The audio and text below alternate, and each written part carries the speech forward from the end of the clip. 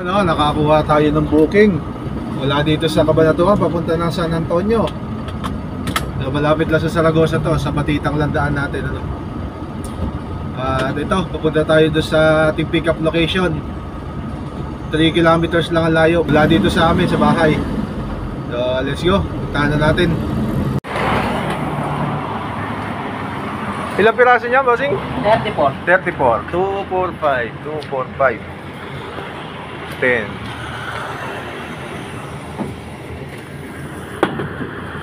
11 Ah! 12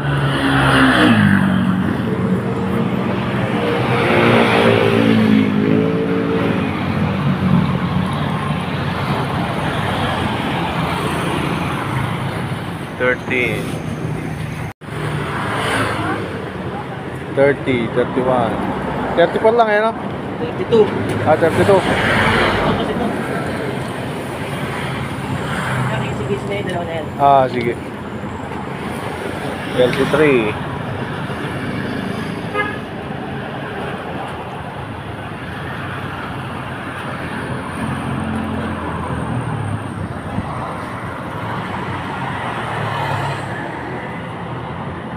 34 sakto, 34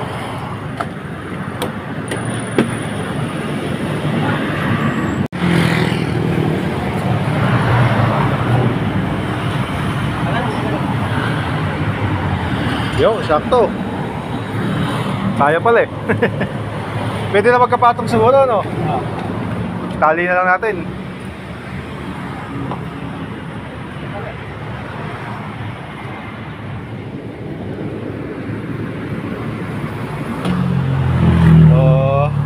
Cabanatuan to San Antonio. Okay, banat. Yun mga sir, okay, naikarga na natin yung ating deliver sa San Antonio. At medyo matagal pa ata ito So yun, naibaba na natin ang ating kargamento. Pabalik na ulit tayo ng Cabanatuan. Pero dito na tayo dadaan sa sa Santa Rosa, baka meron tayong mahagip na booking sayang. So let's go, biyahe tayo papunta ng Cabanatuan.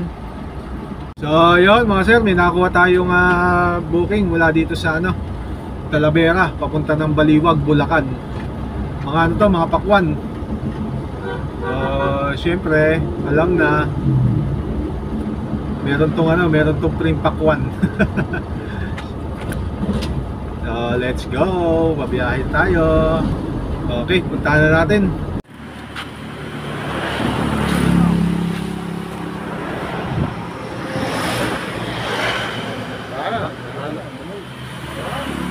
Sakto na. Ewan ko.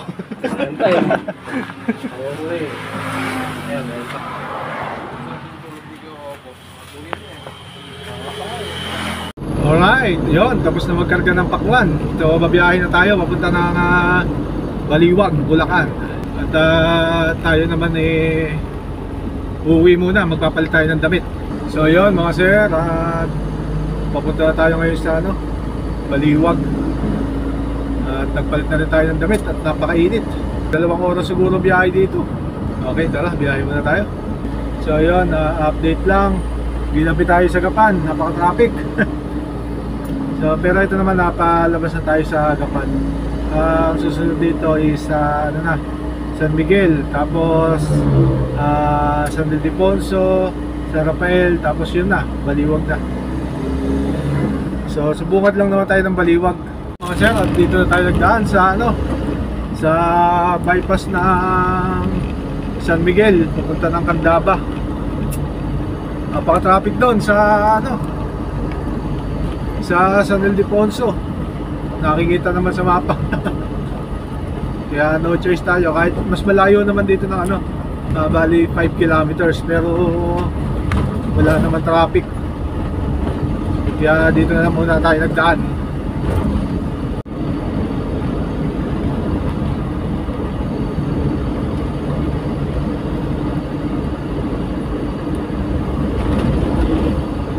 yun, at andito na tayo sa drop off location. Nantay na lang natin lumabas yung kukuha.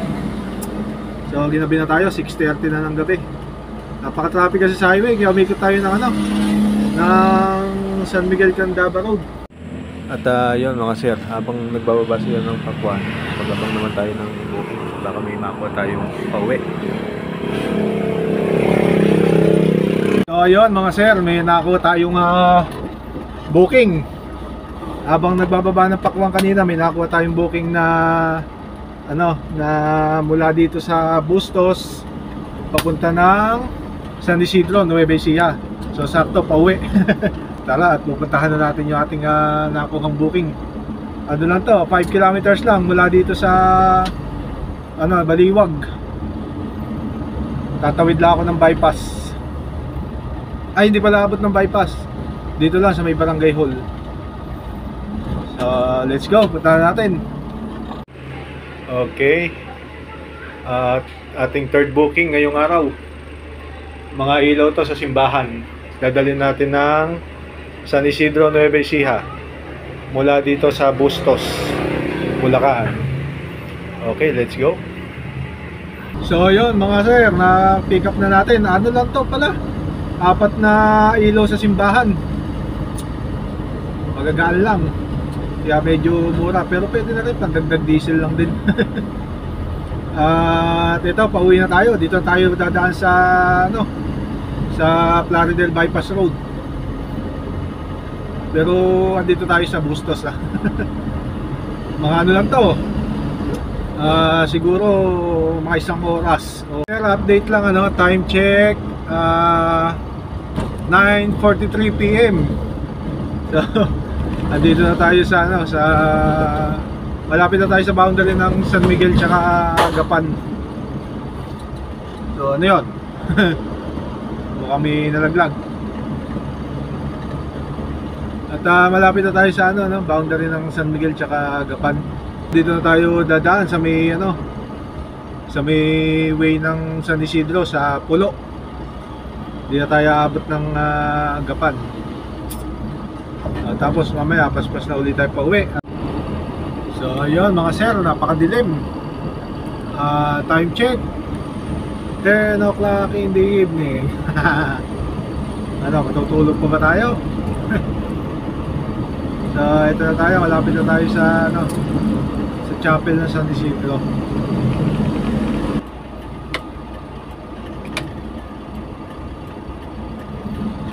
At ito ang kanilang chapel. Okay, tawagan muna natin.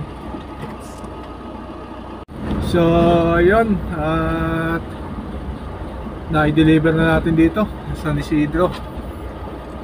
At pauwi na tayo ngayon.